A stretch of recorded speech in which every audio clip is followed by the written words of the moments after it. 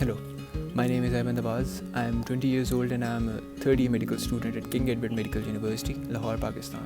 Hi, my name is Elena and I live in Berlin City in Germany. Hi, I'm Francesca and I come from Vicenza, north of Italy. Hi, I'm Conal from Cork, Ireland. My name is Abby and I'm from Cape Town, South Africa. Hello, I'm David and I'm from Spain. Hi, I'm Noah and I live in Canada.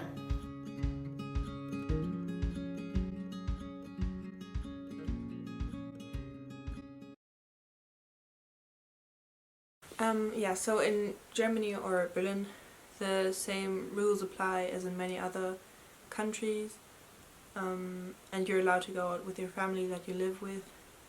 You're allowed to go for walks and in the nature, walk your dog, go to the supermarket and stuff.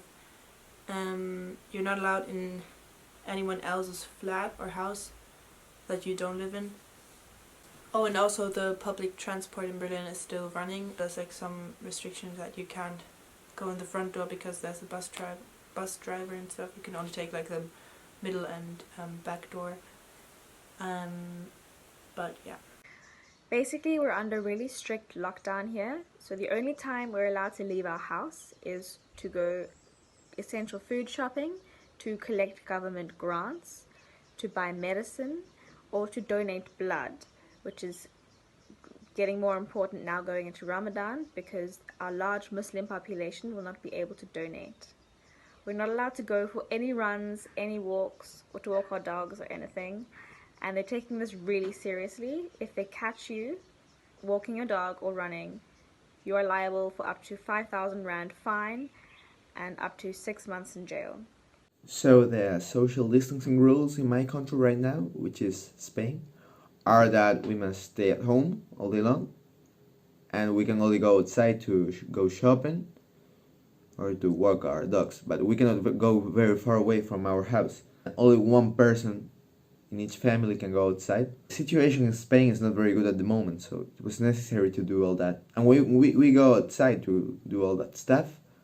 We mustn't go near people by a meter or a meter and a half, I'd say. You must be within 3 meters away from someone at all times. You are not allowed to walk with someone that is not in your internal family in public parks. You're also not allowed to leave your house except if it is essential, like grocery shopping or picking up a prescription. So you can go outside just if it's necessary. And then if you need to go to the supermarket, you must wear gloves and masks and keep a meter away from a person to another. And if you need to walk your dog, you can go beyond 200 meters away from your house. So, the rules that have been implemented on us by our state are that we are supposed to stay at our homes at all times and leave only if it's absolutely necessary. Even then, the police can stop us and ask us why we have left our homes. All kinds of public places like malls and zoos and parks have been closed for public. All kind of shops except for departmental stores and pharmacies have been closed. So in Ireland, everybody has to stay at home unless they're working an essential job. People of the age of 70 especially have to stay at home. They must have groceries and medicine, prescriptions, everything delivered to them.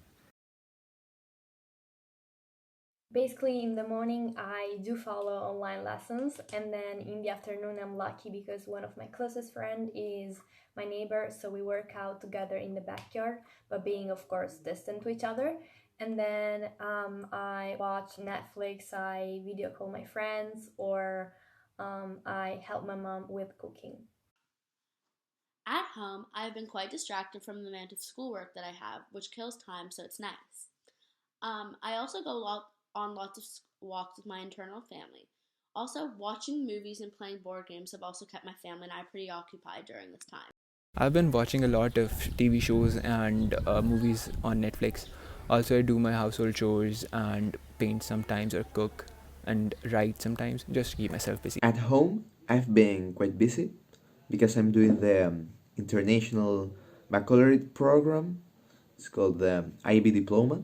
I don't know if you know it, but we have loads of homework and we must study a lot. I've also watched some series, for example, the fourth season of the Casa de Papel. I like to talk with my family.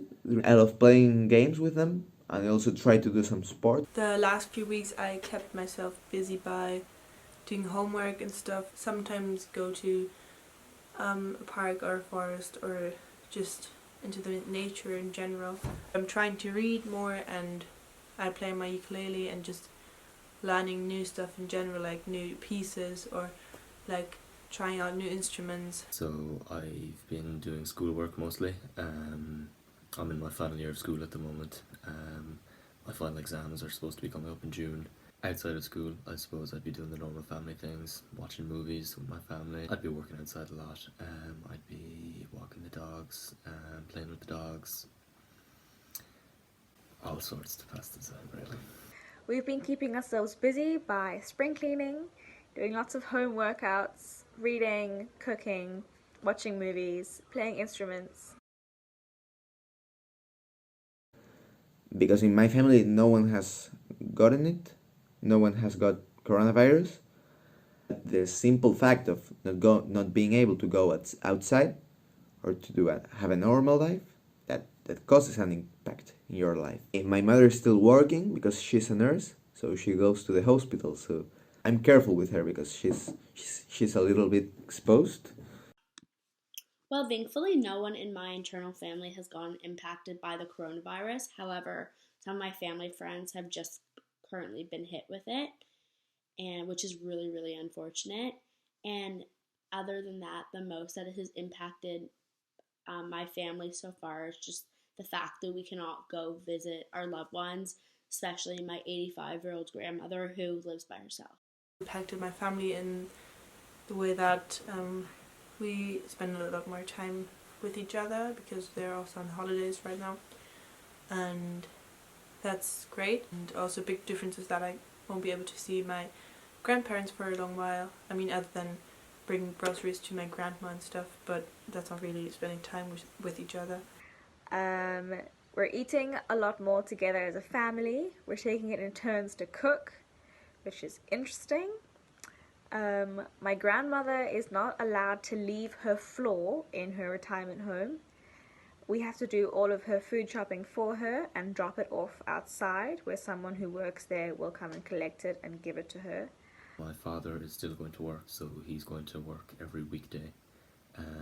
My brother and sister, they were studying abroad in the Netherlands. My sister's after coming home, but my brother's still there. He's staying in his house there. He's waiting it out. So I actually belong from a family of doctors.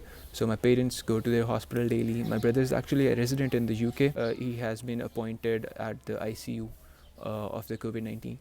So there's a general fear amongst us.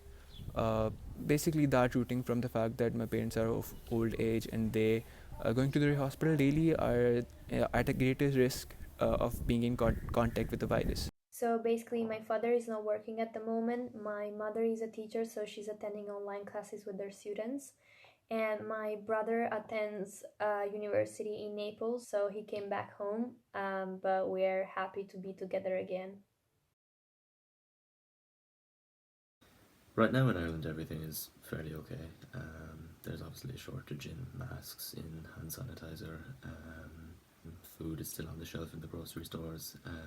The essential foodstuffs like bread, rice, fruit, beans, mielie meal, pup, which are maize cereals, as well as things like loo roll, hand sanitizer, cleaning supplies, and soft drinks. That would have to be wheat, sugar, and pulses, beans, salt, and the basic vegetables. I think toilet paper, because there's so much panic buying around toilet paper, which is so unnecessary. But yeah, also pasta and like things that are in glasses and stuff that are that don't expire for a long time.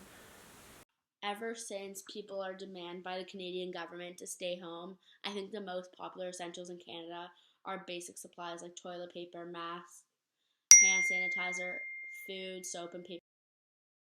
So right now, the most needed essentials are masks, but there are some huge famous brands such as Armani or Calzedonia that are providing them for us.